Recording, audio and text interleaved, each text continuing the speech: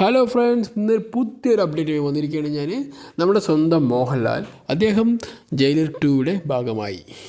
ഇപ്പോൾ അദ്ദേഹത്തിൻ്റെ കുറച്ച് സിനിമകളുടെയൊക്കെ ഷൂട്ടിംഗ് എല്ലാം കഴിഞ്ഞു. ദൃശ്യത്തിൻ്റെ ഷൂട്ടിംഗ് കഴിഞ്ഞു. അത് നേരെ ചെന്നത് മാത്യു എന്ന ക്യാരക്ടർ ചെയ്യാനാണ്.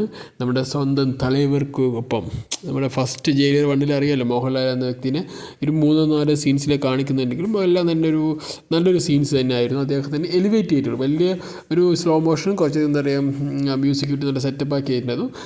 ഇനിയിപ്പോൾ മാത്യു രണ്ടാമതിൽ എന്താണ് ചെയ്യാൻ പോണത് വലിയ അറിവൊന്നുമില്ല. കാരണം അതും ഇതുപോലെ തന്നെ ഒരു ജസ്റ്റ് ക്യാമിയോ ആണോ ഇനി ഫുള്ളായിട്ടുള്ള റോൾ ഉണ്ടോ എന്നൊന്നും അറിയത്തില്ല. അതൊക്കെ നെൽസിന് ടീമിന് മാത്രം അറിയത്തുള്ളൂ എന്നൊരു കാര്യമാണ്. എന്ത് തന്നാലും മാത്യു എന്ന ക്യാരക്ടർ നമ്മൾ ഭയങ്കര ഇഷ്ടപ്പെട്ട ഒരു സംഭവമാണ്. ആ ഇഷ്ടപ്പെട്ട സംഭവത്തിന് ഒരിക്കലും കളങ്കം വരാത്ത രീതിയിൽ മാത്യു രണ്ടാമത്തേലും നല്ല കിടുക്കാച്ചയായിട്ട് വരെ വരട്ടെ എന്ന് ഞാനും ആഗ്രഹിക്കുന്നു. എന്തായാലും തമിഴ് ഇൻഡസ്ട്രി പോയിട്ടൊരു കസർക്ക് എന്ന് പറഞ്ഞാൽ അത് ചില്ലറ കാര്യമല്ല. അത് നമ്മുടെ മലയാളത്തിൽ എല്ലാവർക്കും പറ്റുന്ന പരിപാടിയല്ല. ചെയ്ത് നല്ല ഫലപ്പീസ് നല്ല സെറ്റപ്പായി ഇരിക്കുന്നത് ആകെ ഒരു 3 പേരെന്ന് പറയുന്നത്, ഒന്ന് വന്നിട്ട് മമ്മൂട്ടി, പിന്നെ മോഹൻലാൽ, പിന്നെ നമ്മുടെ സ്വന്തം ദുൽഖർ. ഇവരാണ് തമിഴിൽ ചെന്നിട്ട് നല്ലൊരു അടിപൊളി കസരത്ത് നായകന്മാർ കേട്ടോ. പിന്നെ ഒരാളും കൂടി ഉള്ളത് പറയുന്നത് നമ്മുടെ സ്വന്തം വിനായകനാണ്. അദ്ദേഹം അടിച്ചു നിൽക്കുന്ന ഒരു സാധനമായിരുന്നു.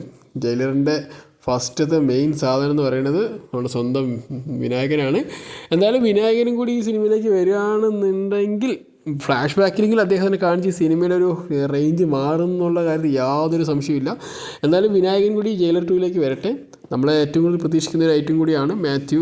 കാരണം ജയിലർ 2ന് ശേഷം വന്ന നമ്മുടെ തലൈവരുടെ എല്ലാ പടവും വലിയ കൊള്ളാത്ത രീതിയിലാണ് പോയത്. പക്ഷെ എന്നാലും ഈ പടമാണ് നമ്മുടെ ഏറ്റവും കൂടുതൽ നെൽസൺ എന്ന ഡയറക്ടറിൻ്റെ ഒരു അടിപൊളി സിനിമയായിരുന്നു. എന്തായാലും ഈ സിനിമയും കൂടി നല്ലൊരു ആവട്ടെ എന്ന് വിശ്വസിക്കുന്നു.